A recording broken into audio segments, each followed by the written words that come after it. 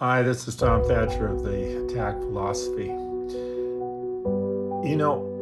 I am going to talk about something that might be very controversial, and I hope I don't lose any followers over this, but I might. But I get very annoyed by people that use the race card, and when people just call another person racist. That is really serious gossip. And I think we have to realize that when we are using the race card, we're running a racket because we want to uncover or cover something up. Just like the whipped cream over the dog food, we're trying to cover something up. And what I want to say here is that the idea that, like, if President Obama says something and I say, wow, I don't agree with that, I should not be called a racist because he is African American and I disagree with his statement. Donald Trump is white and I don't always agree with everything Donald Trump says. Does that mean then that I'm a racist against whites? I mean, it just doesn't have any type of concrete firmness. It just is not something that you can really ground.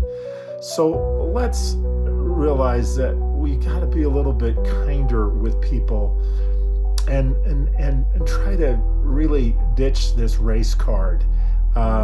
Realizing that we have the ability to agree or disagree, and it doesn't matter of the person's color of their skin. They're all God's children. They all have value. We all are human beings. We all have blood. We all have lungs. We all breathe. It doesn't matter what the color of the skin is, and that we need to exhibit tolerance, not just by being patient or